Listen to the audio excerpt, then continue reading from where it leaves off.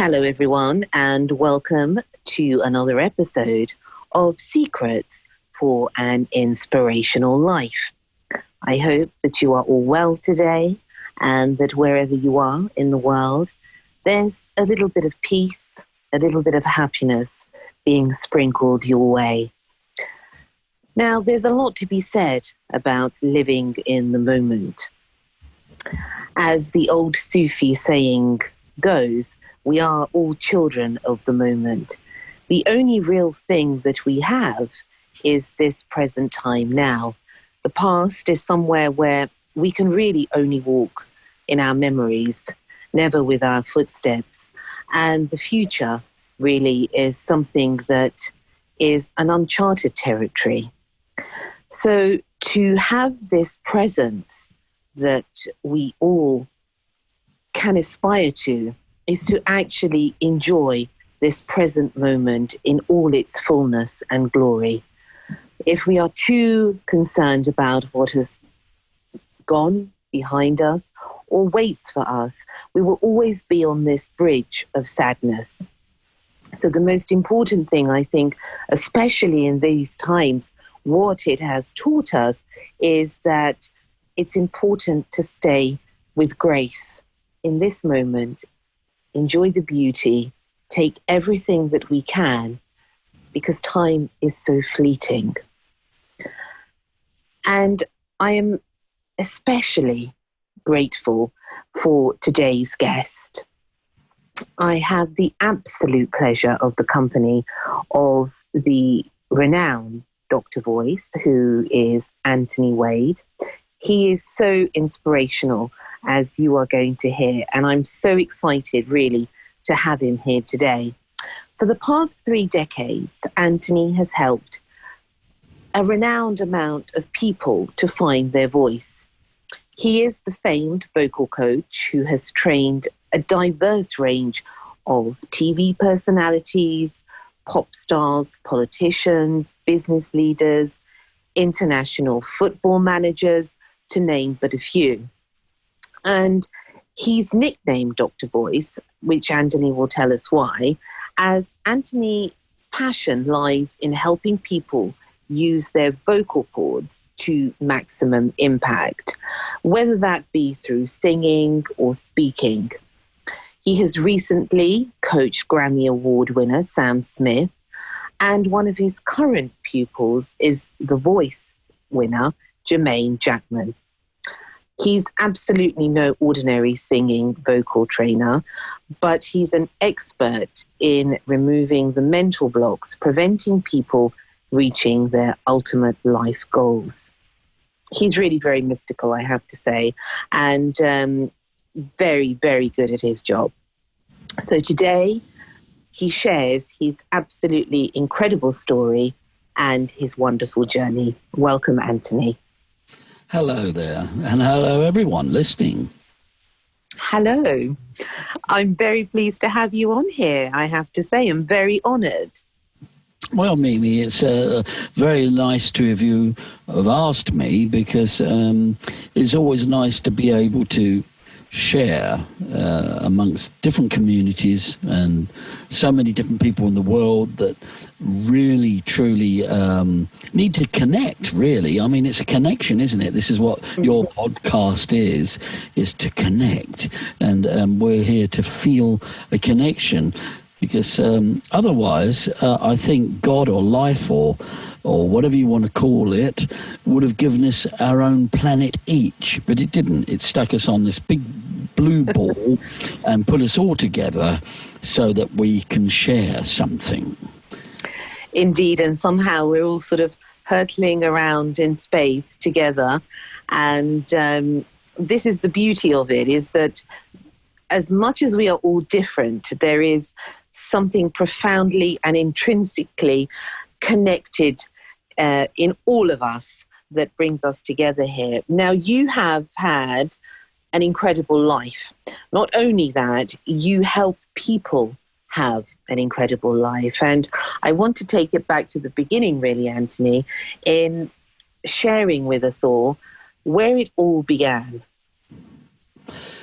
Probably in my childhood. I didn't have a particularly pleasant upbringing. My mother had problems, and as a child, I suffered quite dearly, me and my brothers, in our attempts to live this life. You know, when there's not a lot of understanding about human nature, which it wasn't in the time that I was around in the 50s, the late 50s, as a child, you know, it was a different era, a different experience. And so for me, I decided I've got to get out of here with my family, and that I felt cooped up. Even though my father was a great impresario, he was responsible for bringing the Beatles to Chatham in Kent, because he had a big bingo hall, or a big ballroom that he put all the people in. You know, lots of stars came there over the years. As a little boy, I was able to, you know, set the drums up for Ringo backstage and. Wow.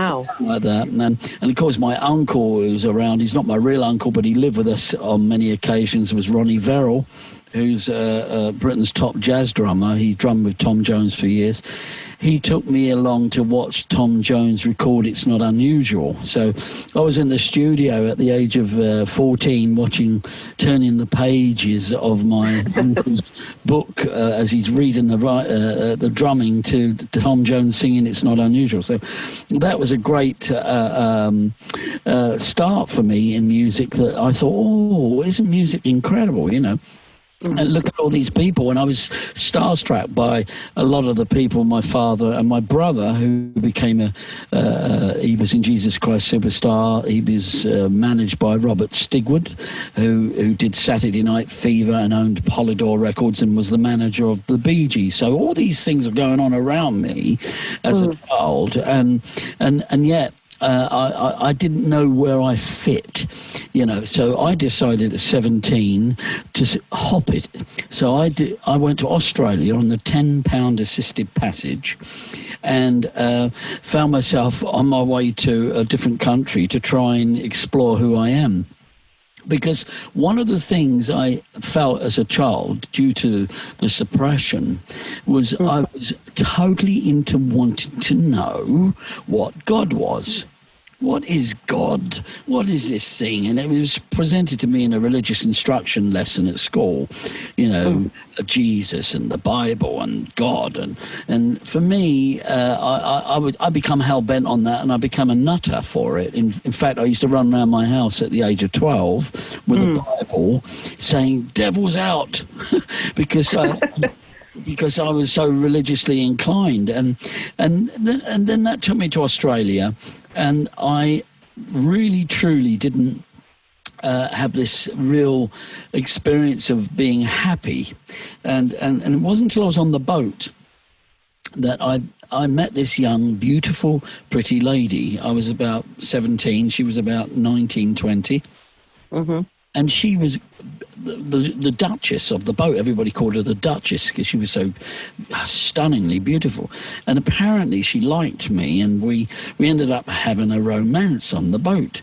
And it was like, oh my God! But she kept it secret. She didn't want her dad to know. So she would. Her dad was always away from us in first class somewhere, and so I was asked while on that boat, would I like to get up and sing?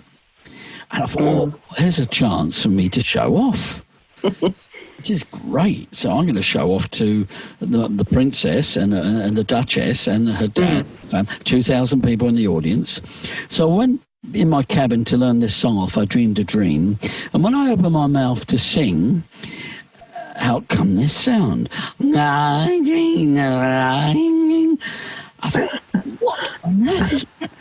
I sounded like Chewbacca. This is something out of Star Wars. I can't sing. And I was shocked because having been brought up in a musical family and having all that exposure, I realized I can't sing. Why can't I sing? And it was like, the guy came out, the purser on the ship, he said, you still got to get up. I said, I can't sing. He said, doesn't matter. Get up. But I can't sing. He said, get up. So I stood in front of the audience, as you can imagine, and I stood there, as the music started, and everyone was in fits. The Duchess's head went down. Dad turned to her as if to say, "See, I told you he's an idiot." I then went to my cabin for the next 5 days of the journey and hid myself. No. In shame and embarrassment. I didn't realise how powerful that experience of being negated by an audience could be damaging to my self-esteem and to my persona. I was completely devastated, totally intimidated. I thought, why do I feel this? It was a total non-acceptance from everyone. And that hit me that I can't sing. So when I hit Australia, the shores of Australia, my first job was bending metal in a factory. And the princess went on her way. I later found out her father owned the shipping line we were on and sold a building a building in London, a security building in London for $70 million. So, she was very well to do. She never told me that. But anyway, so there I am reading that in the Auckland Times that her dad owned. Helen Gay comes home, and there's a picture on the boat blowing some candles out on her birthday, which is the night she came down to me, and it was like, oh my God, I didn't even know this girl was a millionairess. So I then went on, and then I got this Par Avon airmail from my brother. Tone, check out, the Bee Gees are in Perth. I've just been on tour with them. He says, ring them up, they know you're there. So I thought, okay, so Maurice Gibb was his connection. So I phoned the hotel up, and Maurice Gibb answered the phone to the room, and he said, "Hello, Maurice Gibb." I said, "Look, it's Anthony." "Oh, where are you, Anthony? We're sending a limo around." I went, "What?" So next minute, I'm sitting in this hotel room. I can't tell on my Ben Mittle in the factory. It was too embarrassing. At 20 years old I was now, about 21.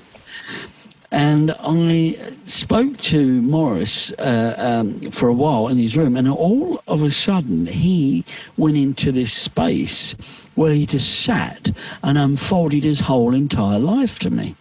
We must have been there at least 16 hours.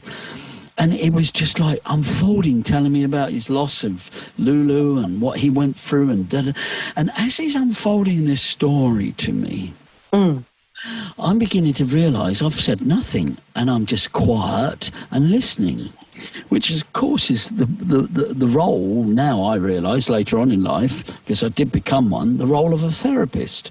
Yes. And he completely unravelled. And he got up at the end of the talk, because we had to go to bed and get on, and he said to me, "Oh, you have no idea what you've done for me. You have no idea what you've helped me. I've been on tour, I've done this, I've never had anybody in front of me to do this. You've just listened to everything. Anthony, what can I do for you? I'll do anything. What can I do for you?" And I'm feeling, oh my God, no, it's all right. I was just listening. And he said, no. He said, "This is very, very monumental, what you've done, and I'm so grateful." I know what, a surprise. I thought, okay. The next day, he invites me on stage in front of 33,000 people at Subiaco Oval to sing with them. Of course, I am now packing death. Because I'm thinking, nah, staying alive. I mean, God Almighty. I don't know about staying alive. I mean, I'm going to be dead. And of course, they're up there, and I'm terribly embarrassed. So luckily, I was able to turn the microphone off and then mime, Well, that was very, very clever of you. Oh, not clever, darling. It's called desperation. And of course, when I got off the stage, there was thousands and thousands of kids lining up to take my autograph. They thought I was one of the Bee Gees.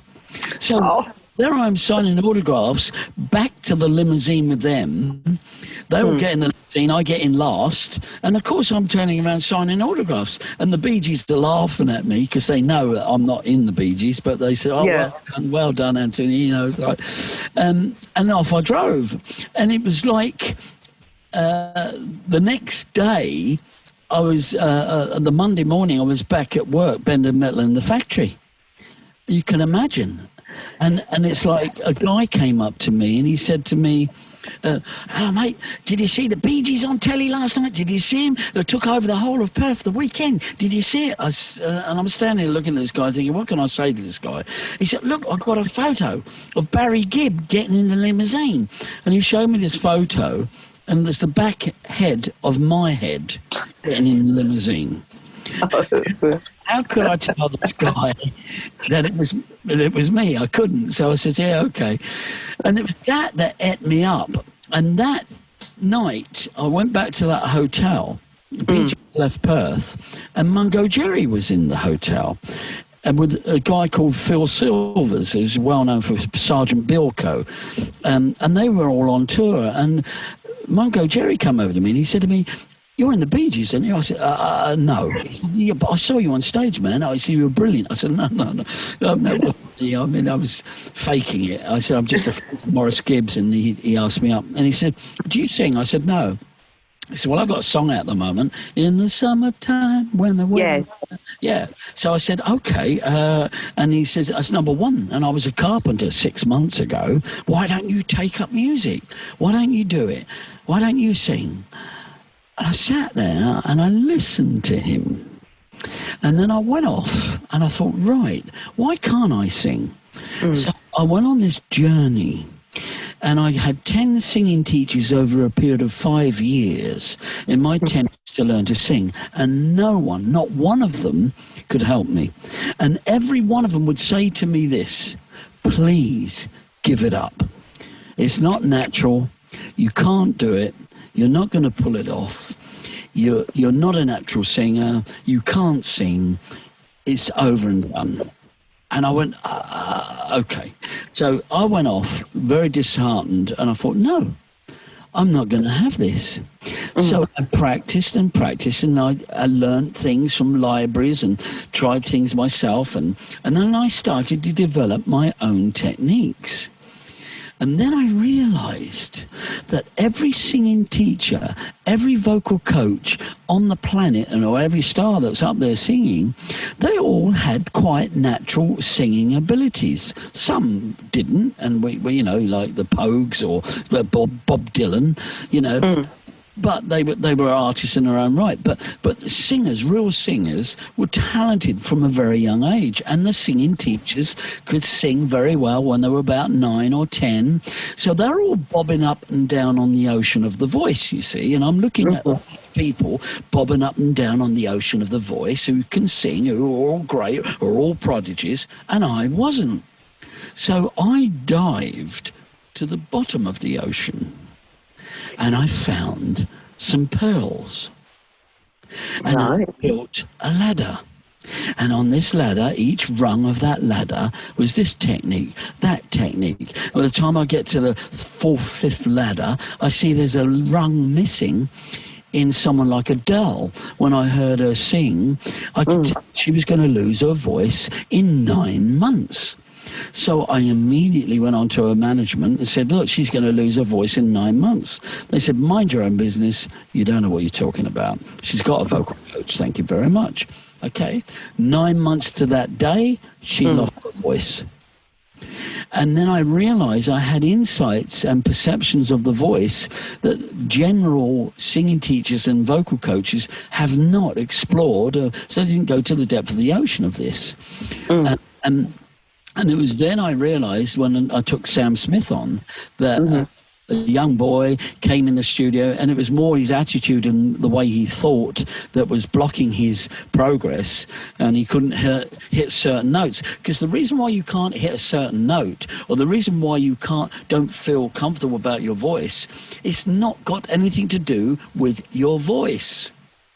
It's got everything to do with you. So what I attack is the person. I go to you, who you are, because it's you that sings. And it's you, therefore, that have to be in the right position and place inside yourself in order to sing. And so then I realized I had this skill and ability to remove people's blocks. because we develop. But I've got great singers that come to me. I mean, great singers who really can sing well, yet they have this problem. They keep getting the notes. The voice keeps going, and it's got nothing to do with the voice. It's got something to do with the way they think, or what's going on in their subconscious. So I realized what I'm doing with people is I'm not just working with the voice. I'm working with who they are, and removing their internal blocks, their subconscious blocks to their own progress. And this is what I did with Sam. And Sam, and it was extraordinary to see him go off and make the fame that he did, because he had this thing. I said, do a dream board. I asked him to do a dream board, and he did this dream board with a picture of him with Beyonce on stage somewhere in O2 or wherever it was. Anyway, 5 years later, here he is on my phone. 4 years later, hi Doc, can't believe it. I'm with what's her name, Beyonce at the Madison Square Gardens 4 years later, and it's like you think a person. And they focus. And then I realized, when you focus on what you want to see happen for you in your life, and you mean business, and you do the right clearing, you clear the blocks, you clear the fears, you clear the iniquities, you clear the past, you clear the subconscious, you start to get a free, focused run at what you want to do, and you have more of a chance of creating that in your life than if you didn't do that sort of work on yourself. And then I realized there I was in Rome at the Palazzo della Sport, in 15,000 people in front of me. And Michael Bolton had just been on. And there I am singing on stage at the Albert Hall, Sydney Opera House, and saying, where's those 10 singing teachers now? With my fingers up in the air. We're in singing teachers now, because I then realized I developed my own technique, my own ability to sing, and I've and since then I've been releasing voices.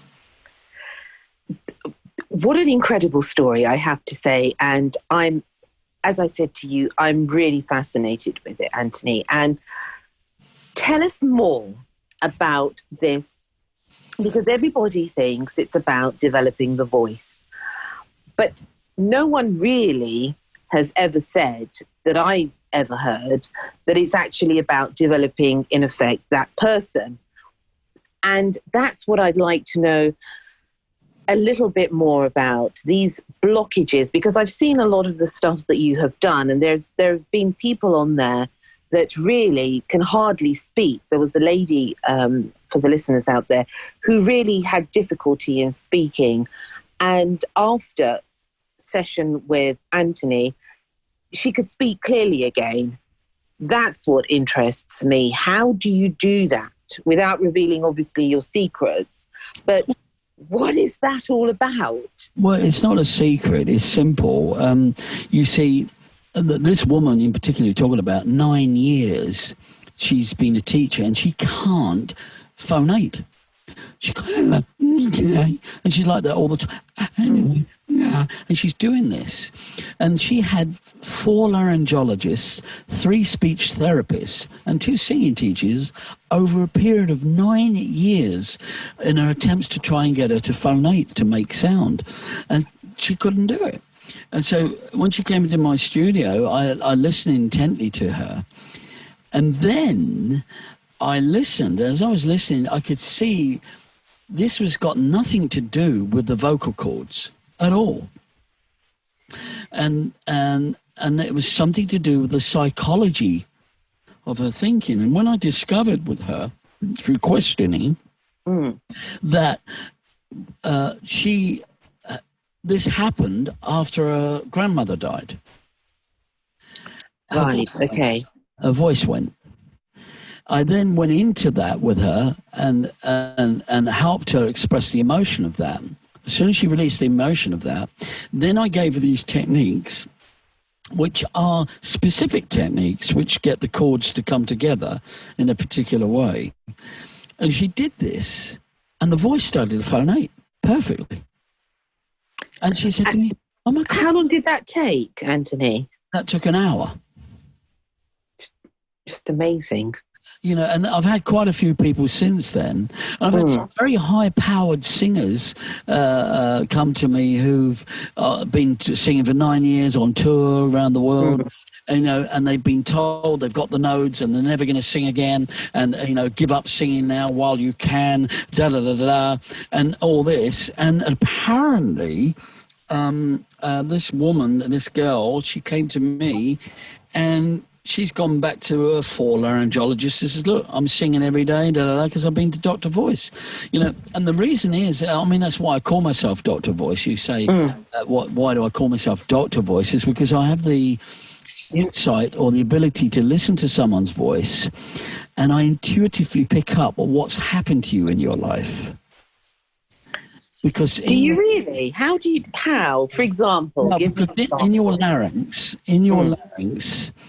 the cerebral cortex is one of the major parts of informing the larynx what to do, how to be, which is part of your nervous system, is part of your inner self. So look at, I'll give you an example of this. I gave a talk to a room of 99, about 90 to 100 people. They were all, what you call them, occupational therapists, looking after really young children.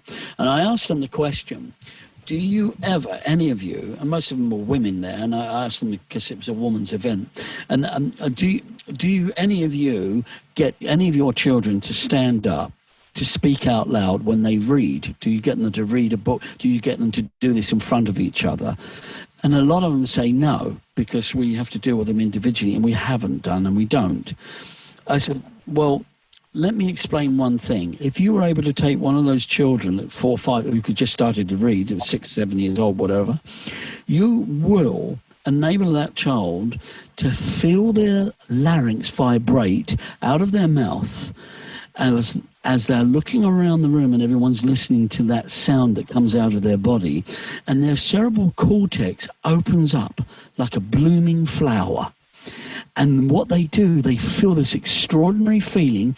2 things. One is utter fear, intrepidation, ashamed, not sure. But the other is this extraordinary feeling of gusto, strength, and determination that enters them at that point. And from that point, that person can go off and become a very confident extrovert, or a speaker, or a leader, or something quite extraordinary in their persona. Now, if you don't do that, you're shutting that down in people. Now, I don't mind, because I've got lots of people come to me, I've been working for the bank for 30 years, and for some reason I sound like this. You know, and it's like, okay, great. You know, I've got lots of them coming to me who have these problems. Yeah. I wouldn't have a business if we didn't have people like that. But there's something very powerful about the larynx and its memory within the cerebral cortex at the back of your brain that connects this feeling of confidence to who you are. Would you say, Anthony, I've always thought this, would you say that our voice is really the music of our soul? Because for me, I'm very much into voices, and it seems a little bit sort of strange maybe, but if I like the voice of a person, I usually get on with that person very well. And vice versa. If I don't get on with them. There's something that resonates from them that I pick up in their voice. Okay, well, there's 2 things happening there. Right. In my opinion, if you want my opinion. Yeah, of course. You're getting on with them. It's got nothing to do with the voice. Right. You're getting on with them is your concept. Because you're a voice person, aren't you? You use your voice a lot, and you're a voiceover artist and use many things. So what you've quite naturally done, you've assumed with the understanding of the voice and how it works and everything like you do, have now put connotations on the voice, and therefore given your, if you like, not ability to perceive, but more project than perceive. And I say that because every single human being, it doesn't matter who they are, it doesn't matter what they phonate like, what their sound is, have the most extraordinary gift of life beyond their voice. Yes. And that is the place that I tend to work from and want to work from, because otherwise I wouldn't be able to get someone who can't phonate and get them to phonate. I wouldn't be able to get someone who can't make a sound and get them to make a sound. So I cannot possibly enter into any concepts or beliefs about their persona because their voice is like this. I'm not going to get on with them because I have to, because if they're my client, I have to go beyond that and go to the center of who they really are. And in the center of who they really are, which is beyond voice, is this other experience that's going on inside that person that I relate to, that brings out the power of the voice and brings out who they are more. Does that make sense? I don't know whether... Yeah, absolutely it makes sense. Yeah. And the fact that you are actually able to do that and have the ability, in a way, to read energy of that person, whatever it is, maybe the life force of that person, I think, is an incredible gift. Because unless you are able to really connect with that, I don't know, I don't think there's an ability within any form of therapy as such, or any type of work like this, to make huge transformational changes, unless, as you say, we look at the person, who it really is, in the core of that, the essence of that person. Yeah, absolutely. I think, what you're saying, and it is true, what you're saying is, it's not about anything external. It's everything about the person. Well, look at a nurse. When a nurse is in a hospital and she's nursing someone, she couldn't give a damn if that person's this sort of person, that sort of person, got this sort of voice, this, that. Yeah. They're in the caring profession. They want to bring out the best healing they can. And even though they might not be in administering it necessarily, but they're in that profession because that's what they feel they want to do. And in a way, I've had the experience of knowing inside myself that every person, every single person, I don't care who you are, I don't care whether you're a murderer, or this, I don't care what you've done, I don't care about that, I don't look at that. But every person that has breath in their body is a human being and belongs to the infinite, belongs to this extraordinary thing called life. How dare I judge them, get in the way of them, or make them feel anything other than accepted? What a beautiful thing to say, and what a beautiful job you do. Because in a way, how I look at it, what you do, and this is just obviously from my perspective, Anthony, is that you are giving life to their voice, which in turn is giving life to their spirit of who they are. Well, yeah, I mean, it's a simple... See, for me, you're saying, oh, what a gift, and oh, the gift. And like, it is, though. It is. It has to be recognised. Well, no, okay, we can say Sinatra had a gift. Let's look at Frank Sinatra, and you ask Sinatra, you say to him, Frank, you're so gifted. You're the voice on the planet. Come fly with me. You've got the most amazing voice. You sit there and go, what are you talking about? Gift? No. When you have done 8 years, 348 days a year for 8 years solid, singing in every nightclub and club all over America for 8 years solid, you've got to get good at something, haven't you? And in a way, it's like that. It's because I've had thousands and thousands of larynxists in front of me, thousands of people in front of me over the years who couldn't phonate. And the fact that I couldn't phonate, I couldn't sing at all.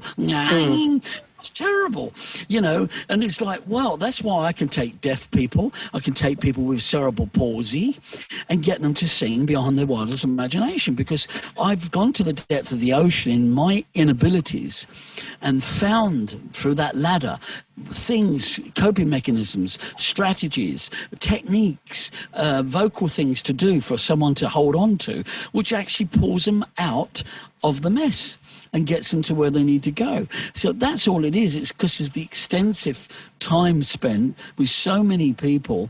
You know, when a person comes into me and I hear them sing, when lots of people come and I hear them all sing, people say, people say, well, oh, I'm just doing it for them. No, I've done it for so many people that when that one person's in front of me, I can see, that won't work, that technique I've done this week with these other people. This will, though, because they're thinking and feeling this way. So I'm able to take how they feel, who they are, and get them to do something that is different. And out comes this voice. Out comes this beautiful singing ability.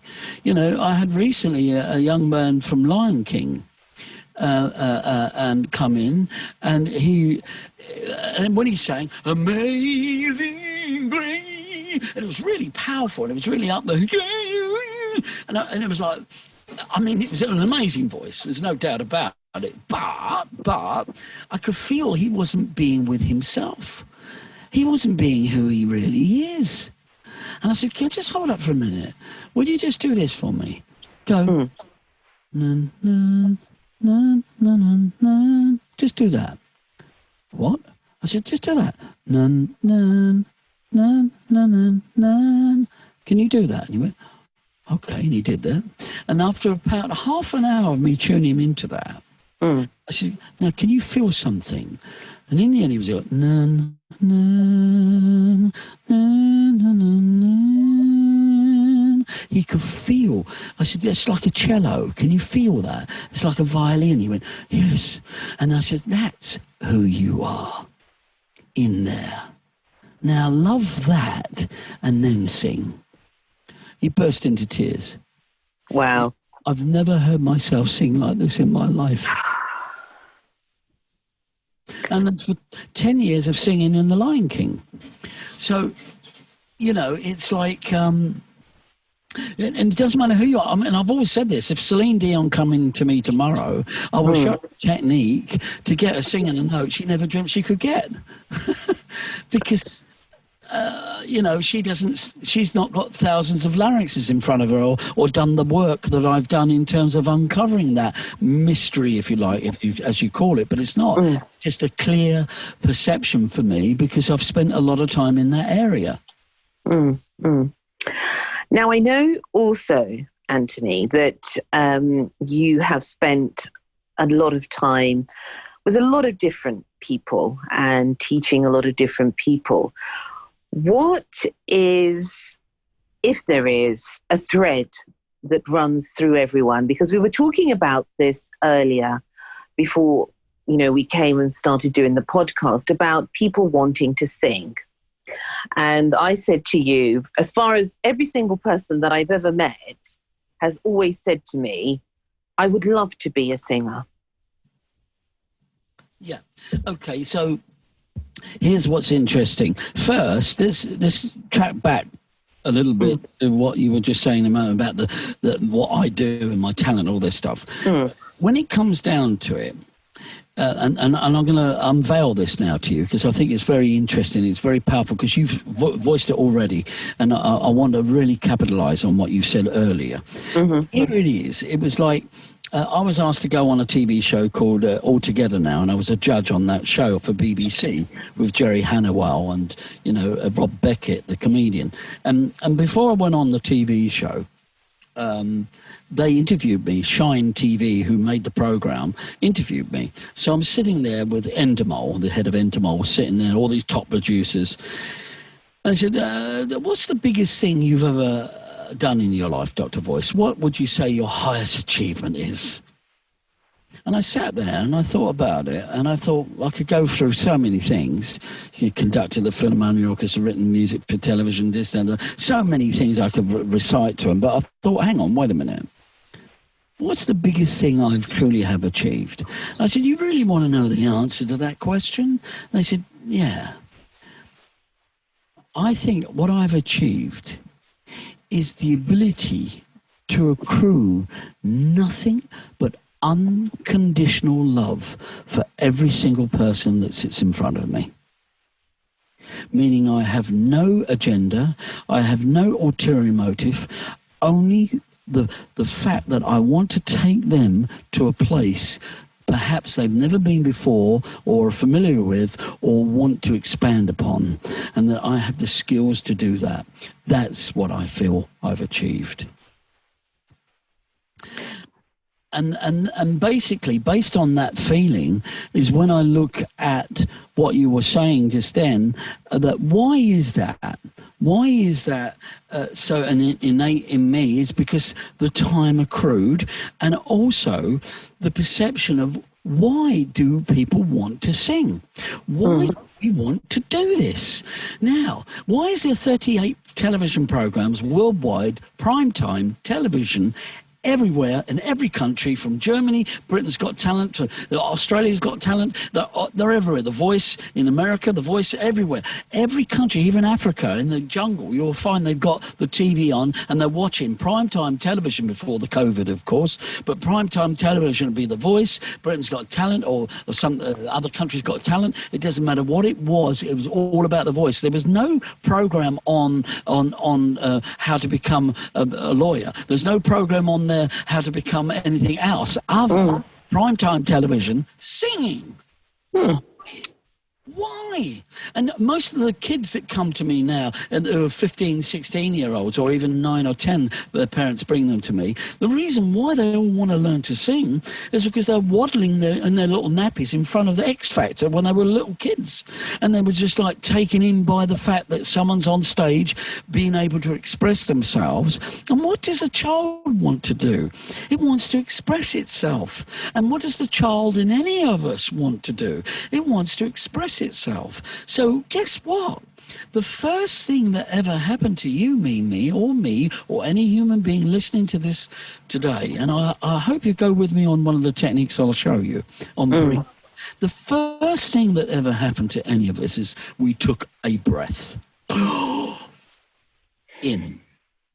And then the second most powerful thing was our voice. Wah, wah, wah, right?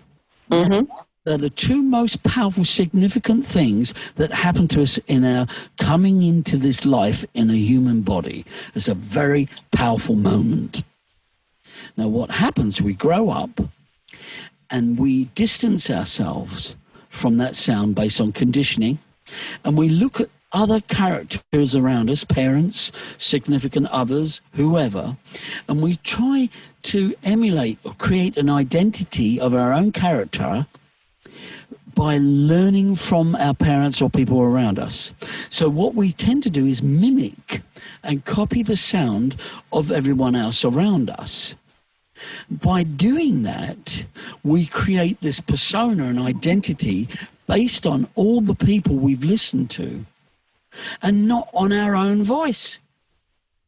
So what happens is someone will confront you when you're an adult and you go red in the face. You feel embarrassed. You're feeling embarrassed. Why are you embarrassed? Because you've just realized what you've said to them is not in your true voice, is in someone else's voice. You've copied another identity, not who you really are. And we carry this persona, this image of who we think we are, and project that to the world. But when we say, wait, where am I? Where is the sound in me? And we start to feel that in ourselves. That's nothing like your mum or dad. It's nothing like anyone else but you. Now, why is it so important then that people want to sing or express themselves? Is this reason? And I've found out recently, Mimi, I found this out recently. I had a very profound experience from this. And it's a spiritual thing that happened to me. But I sat down and I looked out and I looked at everything as a vibration. Every single thing in this universe is vibrating. It's the brain of God or life is the brain. It's an omnipresent, omniscient brain. It doesn't stop. It creates sunsets here. It creates stars there. And just go to Hawaii and pick up a rock and you see this funny thing run out with one eye looking at you. I mean, what the hell is that creature? You know, it's like this brain, this incredible nature that is completely creating consistently from the brain of God, the brain of this universe, the brain of life itself is pushing into every single thing that's alive, and it's all vibrant. The sun, the sea, the human beings crying and being born. It's phenomenal brain this thing is doing, this universe. I ask the question, if this is its brain, what's its heart? And then it hit me. The vibration of sound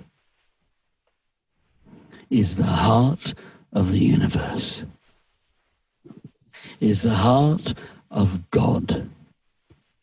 Why is it if this planet ended tomorrow and a Martian came by from another planet and they'd open up a satellite, and as soon as they open that satellite up, yeah, there'd be TV, there'd be this, there'd be computers, but what would they hear? They would hear Hitler, Ich Fight Spiegel. They would hear I Have a Dream. They hear the Beatles. They hear Michael Jackson. They hear Elvis Presley.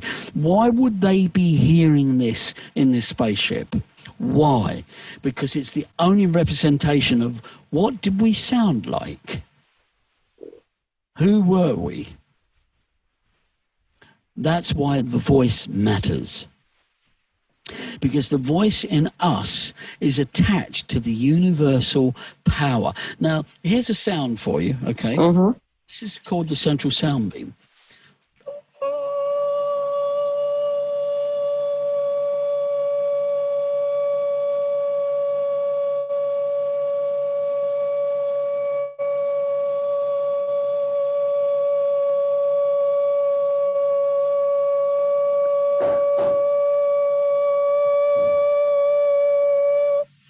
Right.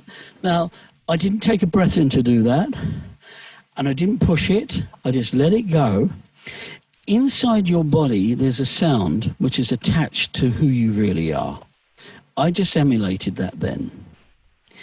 If you go up in a spaceship tomorrow and you were able to put your ears outside the spaceship, you will hear the earth spinning, and it'll be going,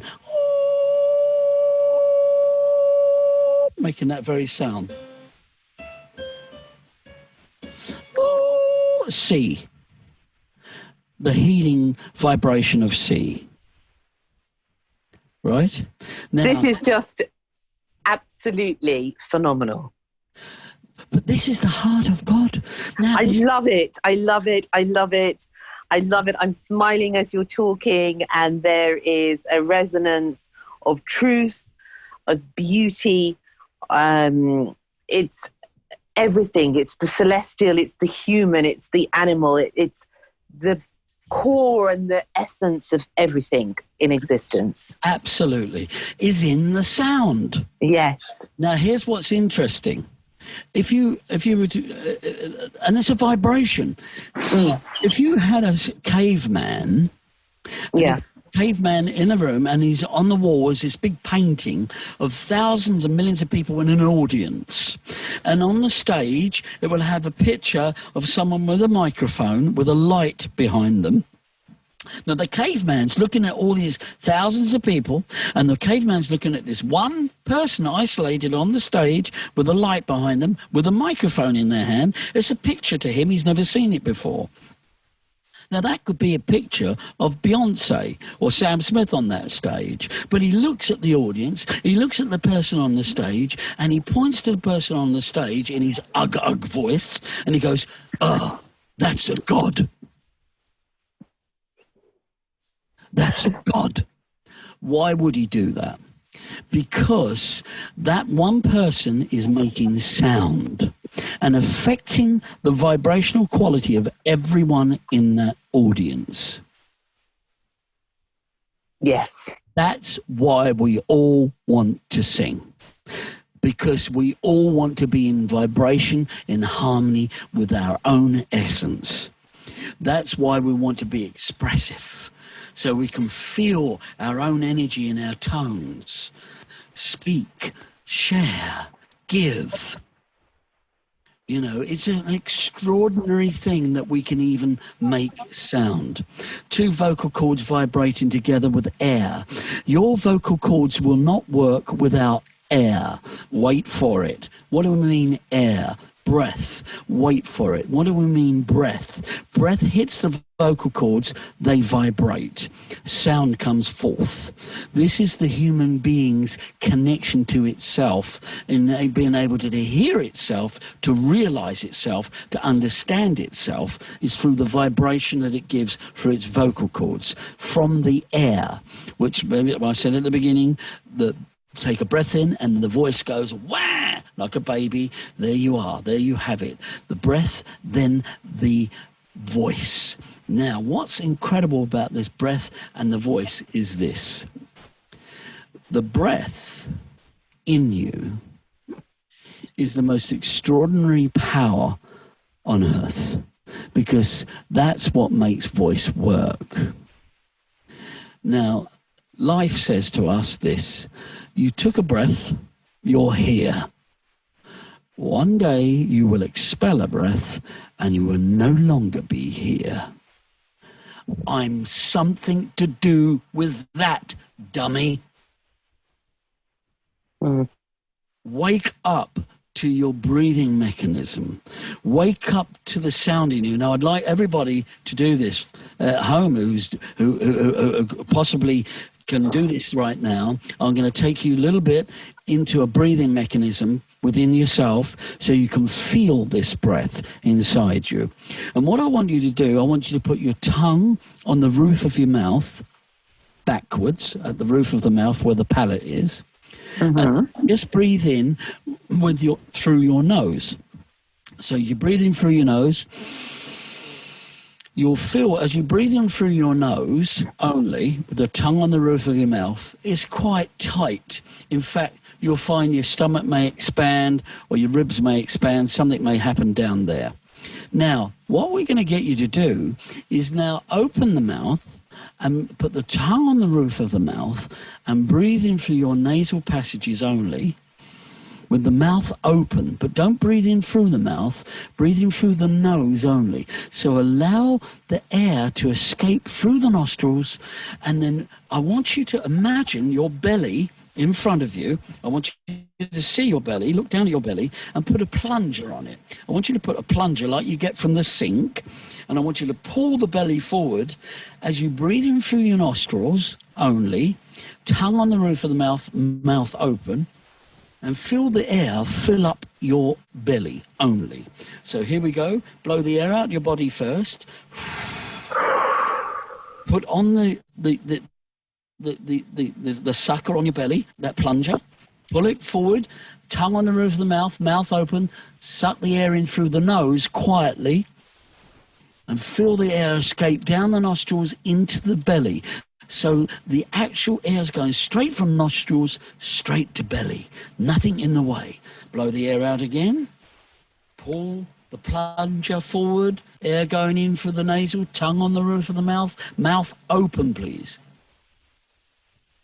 Now, you'll feel your belly filling up. Now, what you may be experiencing is when your mouth is open and you breathe in through your nasal passages, it's like a backdraft. You've got the back door open and you've got the window open at the same time. The air goes through easily into the stomach. If you shut your mouth and breathe in through your nasal passages only, it's tight. It's not as free. So breathe in through the nasal, tongue on the roof of the mouth, mouth open, pull the plunger out. As the air goes in, stomach comes out.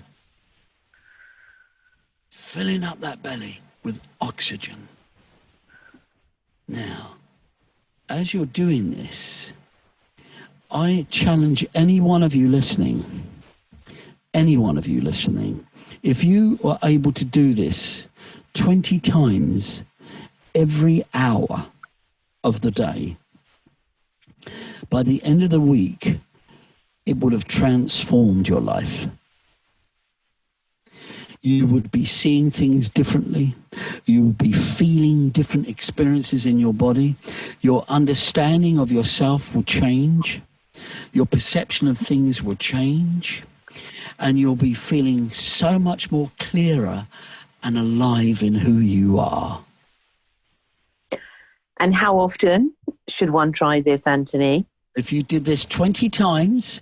20 times? Every hour. Every hour for 1 week. Put your phone on. Do me 20 breaths. Pull your stomach out with the plunger and fill up that stomach up. And I'd be very interested to hear results from people who are listening. If you want to try this, and please come back to Mimi and feedback to me that what's happened for you and how it's working, and if it does work, what's going on. And now this is connected to something else, and this is what I'm really excited about, because the breath is the source. The breath is the surfboard, right? The waves are the breath. The surfboard is the voice that rides on the waves of this life. And for us to stand on that surfboard, knowing the waves that are behind us, we can make sound and do extraordinary things with our voices. And this is what's exciting. Now, in the Bible, I've read this. I think most of you have been involved in religion in any way, shape or form, or just at church, or if you do go, or if you do believe. This, I don't have any concepts about this, just very simple. It's written in the Bible. Here it is. In the beginning was the Word, and the Word was God, and the Word was with God, and the Word is God. And then Jesus came, and he took the Word, and he spread the Word of God. Now, just freeze frame for a moment. I might have got that quote wrong, but more or less it's there. In the beginning was the Word. Now, here's what's interesting. Christians and most believers believe the Word of God is the Bible, is the information that is being spread by Jesus and by the Bible. It's the information. That information in the Bible is the Word of God. I recently discovered from a friend of mine who is a linguist professor, and found out that the name Word, when it was printed in the Bible many years ago, when it was first written, the name Word, I think it's about 3,000 years old, I don't know, but the name Word means breath. Goodness me. So, in the beginning was the breath, and the breath was God, and the breath is God, and Jesus came to spread the breath of God. Now, I was so fascinated by this that I went further into the scriptures. I got really hog on it, and I found Job before Jesus, 2,500 years ago, in Moses' day. Job says this. Now, please listen to this, everyone, because you're not going to believe what I just shared with you in the breathing. Job says this: as long as there is breath in my body and the Spirit of God is in my nostrils, am I enlivened. Wow.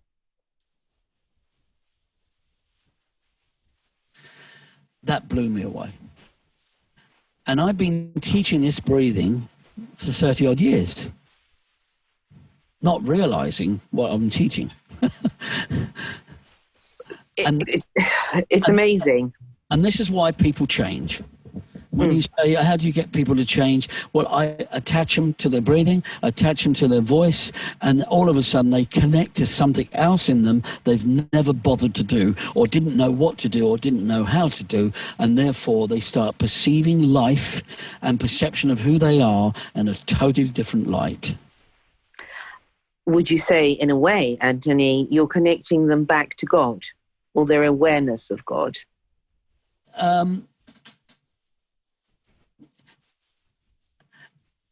Yes, because God is in everything. So God is in the breath, God is in the voice. Of course, we're always connecting to God. When you eat food, you're connecting to God. What is God? You know, it's like we speak of God as if it's like this, this thing that comes out of the clouds. You know, God is energy. Generator, operator, destroyer. GOD. It generates, it operates, it destroys. That's what the energy is. God is energy. That's all it is. And Einstein and all the great scientists will tell you the same truth, that this energy is kinetic energy. It's very powerful. And here is the interesting thing. Oh, I didn't share this with you. I'd like to, if I may. Have we got time? Of course. Yes, of course. I was watching a television program on the universe, and listen to this. This is really nice. I like this. And I sat there watching this program. I was enthralled by the information of the sun. This amazing sun that's up there. Now, if we look at the sun, it's spitting out fire, like big firewalls. When we were children, we would draw a picture of the sun. We put a little star, jagged star around it, remember? Yes. Well, that jagged star, so natural for us to do that, isn't it?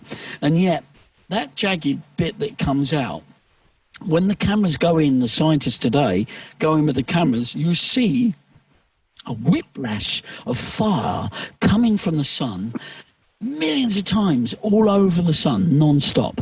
A whiplash of fire coming out, right? That whiplash comes at 200 miles. It covers one whiplash, and there's millions of them a second being done, right? Each whiplash is equivalent to 10,000 atom bombs going off. Now, you think about Hiroshima, that one bomb, what that did. There's 10,000 of them going off in every whiplash of that sun as it projects outwards. And it's got 1,000,000 degrees in the center of the sun, 1,000,000 degrees, that is burning like lava. And that is caused by hydrogen and sonic waves, phonic waves.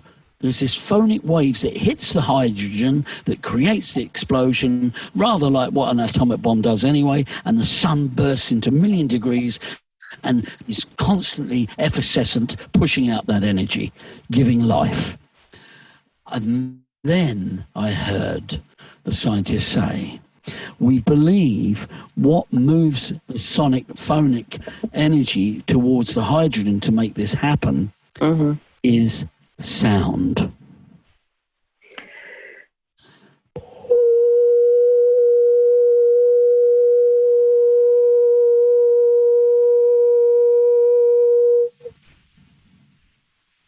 And when I had a pupil come into me the other day, bless her, she said to me, I was singing and my next door neighbour knocked on the door and I thought she was going to tell me off, and I was only doing some exercises. And I said to her, oh, I'm sorry, I'm doing some exercises. She says, no, please don't. She said, it's bringing the sunshine out in me. Oh, how lovely. My goodness. Did you see, which I'm sure you have, Anthony, how I'm fascinated with this amazing world and the amazing worlds that we are yet to know. I mean, especially the worlds within us. But the planet and all the planets have a certain sound and a different sound. Yeah. It's a symphony. It's like a celestial symphony. Yeah, but it comes from the one sound. Yes, which indeed. Is actually inside, wait for it, every single breath you take in and out. That one sound, that infinite spark, that infinite piece of dust is in every breath that enters and leaves your body. And I believe we're in a human body only for this time. We have this human body, and it's our chance to discover that infinite part in us. I believe that too. I believe it. Last year I had one of those epiphany moments, and I was working on some of my albums, and then all of a sudden I had this moment. It was very strange. I don't know if you've ever experienced this. And I suddenly felt like there is no separation. I am a human being, but actually this is just a vessel. God is in every single one of us, and in every single breath, in every single movement. Therefore, there is no separation. We are as one. And in a way, although it was glorious, it also was a little bit scary. Because I suddenly had this shift, Anthony, in perception of, oh my goodness, this is who we are. None of us are separate. We are all one. God is in everything. The breath that we are given is his breath. Everything we do is actually the movement of him.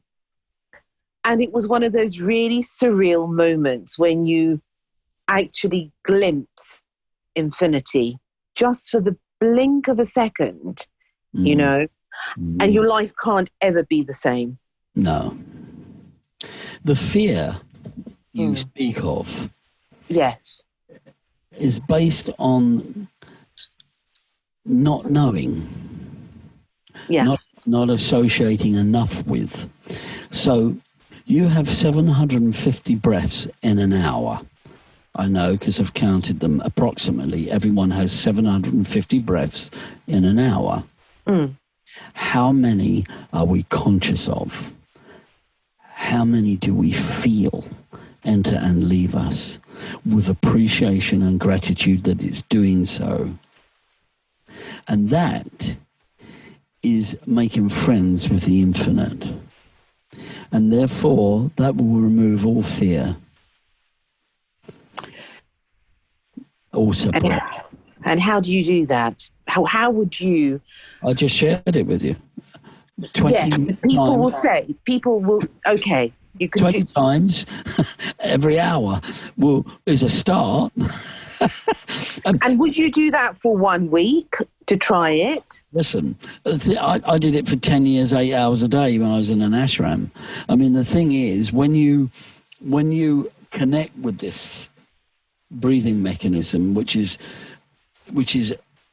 really who you really are, that's going on inside you, when you connect with that,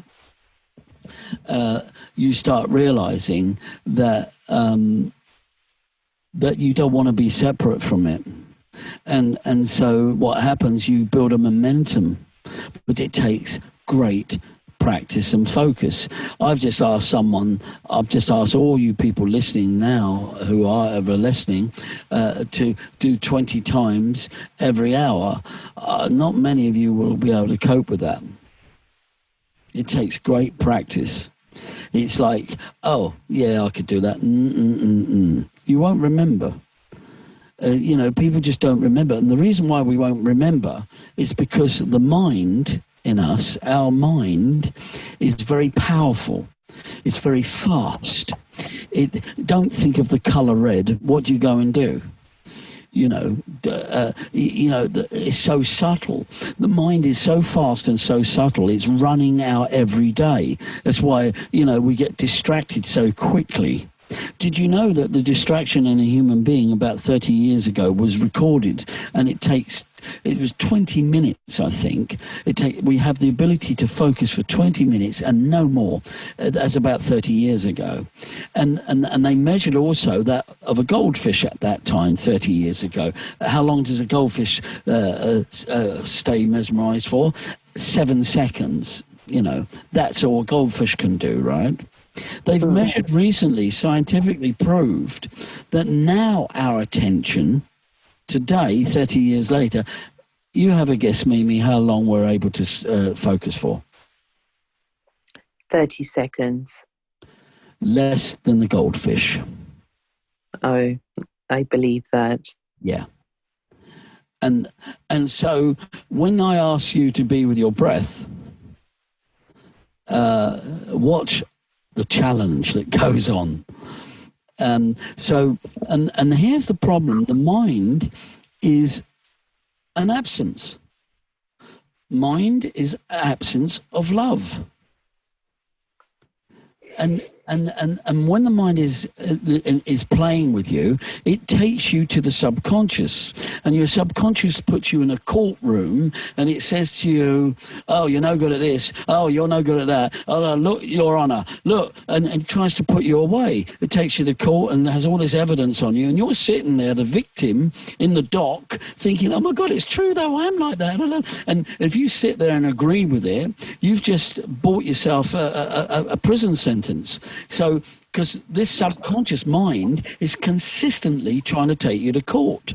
Now, if you sit in the dock yes, and you say to it, "Hang on, wait a minute, Your Honour, I disagree," and you put your arm up to the judge, now, because you've spoken, the conscious mind has spoken, the subconscious isn't allowed to say a thing.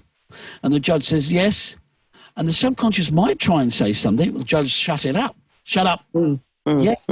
What do you want to say? It's not true.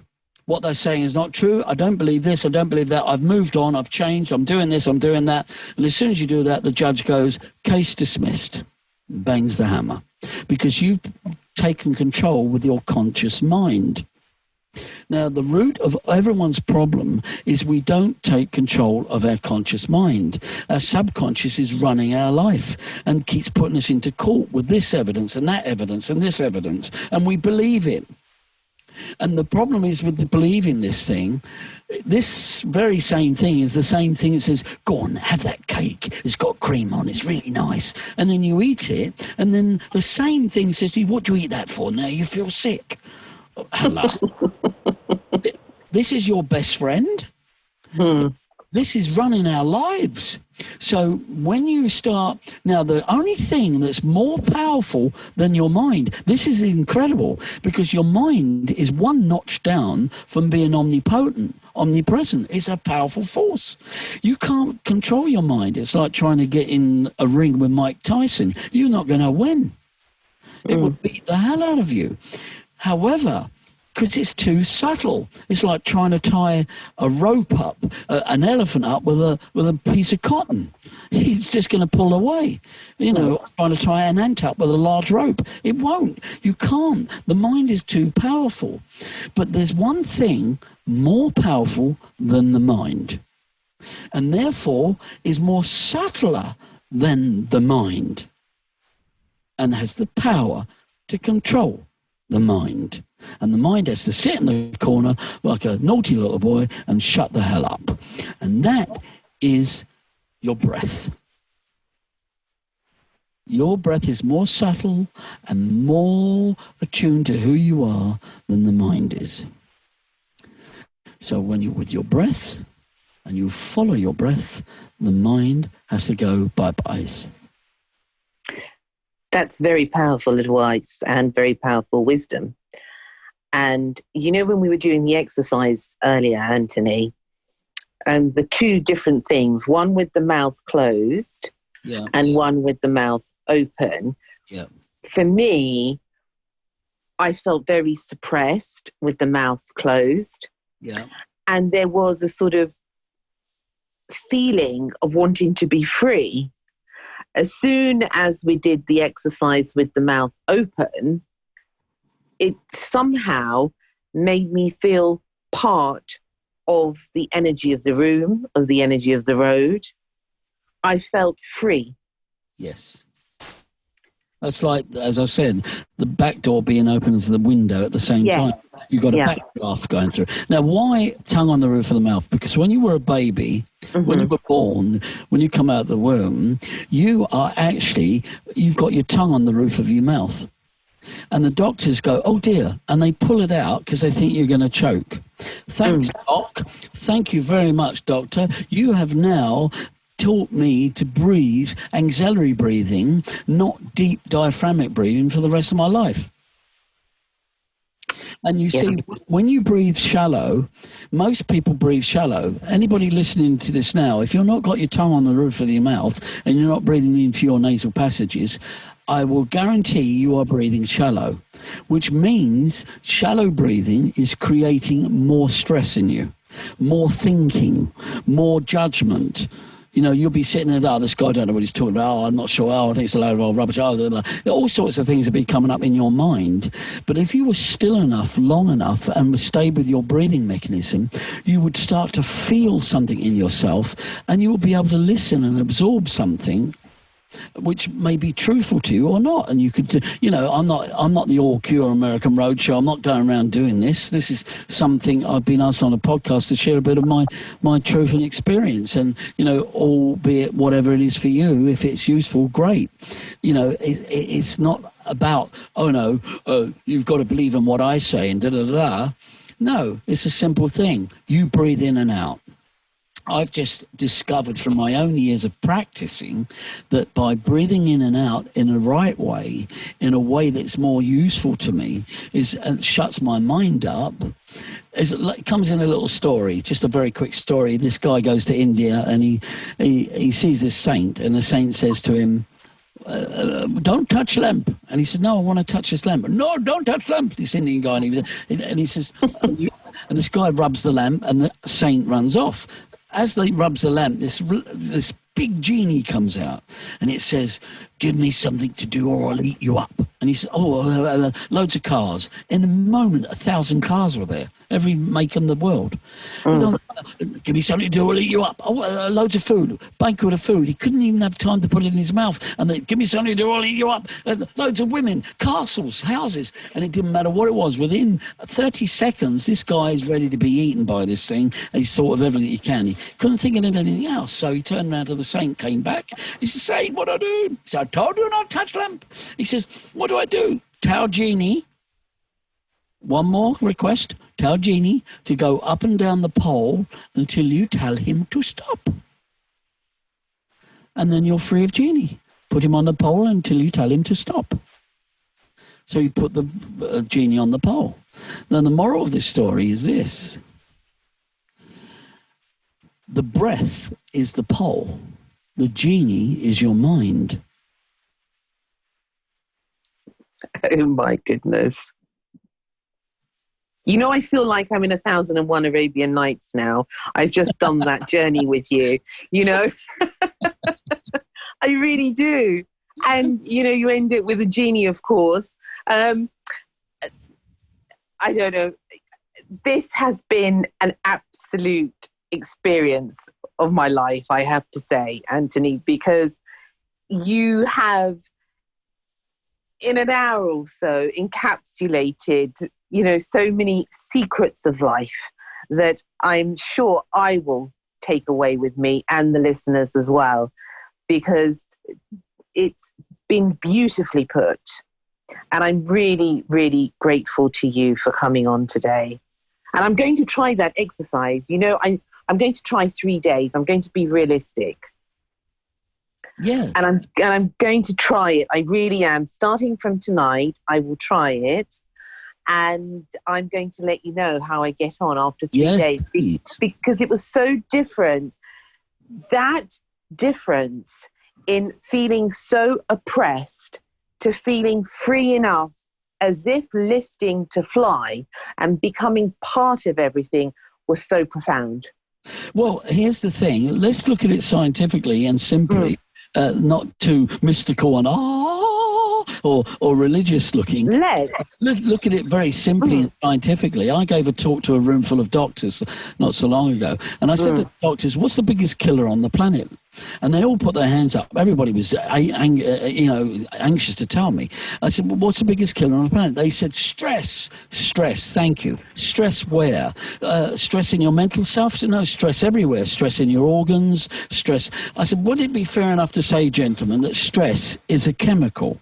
And they all looked around, looked at each other, and come back to me, yes. I said, so it's a chemical reaction in the body that goes through the bloodstream. They said, yes, it is a chemical. Right. Did you know that this stress chemical, this thing called stress is a chemical, and actually is going around our body and is there because of one reason, because we auxiliary breathe. Now, auxiliary breathing means you breathe to the top of your chest, means you just walk and talk and think and look. Go to Victoria Station, go to any airport, see people running around, looking at their watches. They're all auxiliary breathing. They're not conscious of their breath at all. So what auxiliary breathing means to me is you're just automatically breathing. Now, any scientist or any doctor or anybody in the world will sit in front of you, say, yeah, that's natural. What, you're trying to be some hokey-pokey thing? This is natural. Yes, it is natural. But let me tell you, when you auxiliary breathe, most of the time, you are in stress most of the time. Now, there's a chemical in your body called stress, and this chemical, which goes around the body, depletes the organs, fills the hospitals up. Now, during the COVID, I shared this with my ex-wife, who's a nurse, and I've got to do this breathing I showed you today. I'll share with you all today. And she's a nurse, and she said one of the biggest killers of COVID that she's seen people pass away in front of her is that when she does the SATs in their body, which is the saturation of oxygen, there is no oxygen in their body at all. They can't understand it. Now, here's the deal. When you auxiliary breathe, yes, there will be no oxygen in your body. Right now, if you're listening to me, auxiliary breathing, meaning you're not consciously breathing, you will be auxiliary breathing. Now, here's the interesting thing. There's a toxin in your body called stress. There's another toxin in your body worse than stress. And I said this to the doctors. And this toxin is more powerful than the stress toxin. And it can annihilate all other toxins in your body, including the toxin stress. Is that correct? And all the doctors are sitting there, and one doctor put his hand up. I said, yes. He said, oxygen. I said, thank you.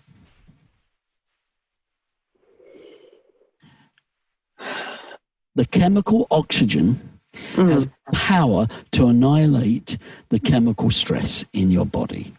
That's why when you're having a baby, breathe. That's why when someone's just lost their arm in a car accident and his arm's on the other side of the road and he's looking at it, what do they get him to do? Breathe. Intuitively, we all know that's where we need to go. But you see, if we're not doing it, I hate the word religiously, but if we're not doing it focused daily, we will be in stress. It's excellent, excellent advice. And really, it has had a huge impact on me, Anthony, this whole breath thing. I'm very pleased. No, really, truly it has, because it's something that about, when I was 18 years old, I woke up one morning and I couldn't move. And I'd had a viral attack. So I couldn't move, and then I couldn't walk for a year, and it took another year for me to learn how to walk. But it wasn't just that. It was this excruciating pain of being flayed alive and electric and all sorts of feelings going through my body. That's all I could feel. That was the only thing I could feel. And the only thing that I discovered is the power of breath. That was the only thing that I could use. I couldn't take any anti-inflammatories, no drugs, nothing, because I was allergic to them. The only thing that I discovered was the power of breath at that point, to actually subside this pain, to regain my sanity enough to be able to learn to walk again, to overcome this pain. And even though that has left me with lasting effects to this day, pain-wise, the only way that I can get through it is actually by focusing and totally focusing on my breath. So what you're saying really resonates with me deeply. Well, let me end at this point with a statement, if I may, if there's no questions you want to ask me. But and it's a talk that I gave in Mayfair recently. And it was very real for me when I said it in front of this audience. And I said it with such passion, I hope it comes across now, that I have a love. I have the most extraordinary amazing love. I actually have the greatest love of all. This love that I have is greater than any love I could taste, experience, or be involved in anywhere in my life. This love is extraordinary. And this love I speak of is the love for my next breath. Because without it, I can't love anybody or anything. Simply beautiful. Really. Divine, in fact. And if we go back to Job, what did he say? Yes. And there you are, going through all what you went through, that iniquity where you couldn't save yourself by doctors or anything around you, and you went into your breath. You went into the spirit on your nostrils. You went into as long as God left in my body and the spirit of God is in my nostrils, Yes. I'm enlivened. There you are. Absolutely. Absolutely. And thank you, really, Anthony, for reminding me and hopefully reminding others, because that's something that we should never forget. And actually, we should learn and to be more aware of that beautiful love that exists within us. Absolutely. Absolutely. Beautiful. Thank you so much for coming today. Thank you for letting me come on today. And I hope everybody had some connection to their breathing today and probably at least got something from it. And and the feedback to Mimi, it'd be nice to know whether there was any changes or understanding that may have taken place. Definitely. I would love to hear from you. But also, for people, Anthony, out there who would like to know more about you and your work, how can they contact you? Where can they look? Yellow Pages.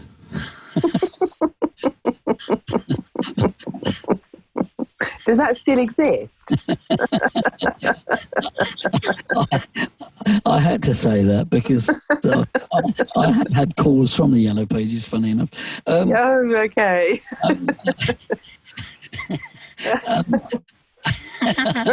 Oh, dear. I didn't even know that still existed, actually. Yeah, it does. Does it? Okay. No, you can get hold of me on my website, really. There's a telephone number there you can call. I think it's on the website. If not, there's an email, definitely you can connect with me on. Anything that you wish to share. Those of you that want a little bit of understanding about the voice or even a technique, if you've got a problem or something, just email me something and I'll tell me you've listened to this podcast with me, and I'll be very happy to assist you with a little bit of advice along the way. Thank you so much. And what's the website address, Anthony? DR Voice, that's Dr. Voice, DRVOICE.TV.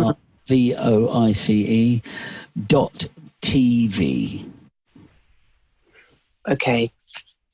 So for everybody out there who would like a little bit of an adventure, I would say, into finding your voice or finding your life, please do get in touch with Dr. Voice, which is Anthony Wade.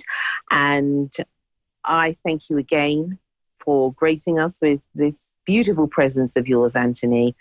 And please do come again, because there's so much that we can learn from you. Oh, well, thank you very much. It's all sharing, sweetheart. That's what it's all about. Learning from each other. Thank you for being you. And for the opportunity of this podcast. It's great that you're doing this sort of thing. And there's so many people. We all need to connect as much as we can. We do indeed. And hopefully, somehow, firstly, as you quite rightly said, we first need to connect with ourselves, and then we can reach out to everybody else. Absolutely. It's all down to us. I wish you all the very best. All right, my love. It's lovely. Okay, and come again, and look after yourself. And you. Be safe, everyone, in this torrid times. Be safe. Oh, Take care. all right then. Take care. Bye. Bye-bye. Bye. Bye. Bye. Anthony Wade. Remarkable story, and what a wise, wise person he is. Wow, the power of the voice and the power of the breath. Thank you so much in joining me today. I hope to see you next time. Until then, take care and lots of love.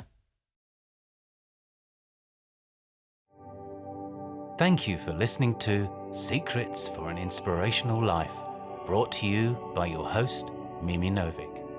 Please remember to subscribe to the podcast and see you in the next episode. For more information about Mimi Novic and her books, music, and inspirational work, take a look at her website, www.miminovic.co.uk.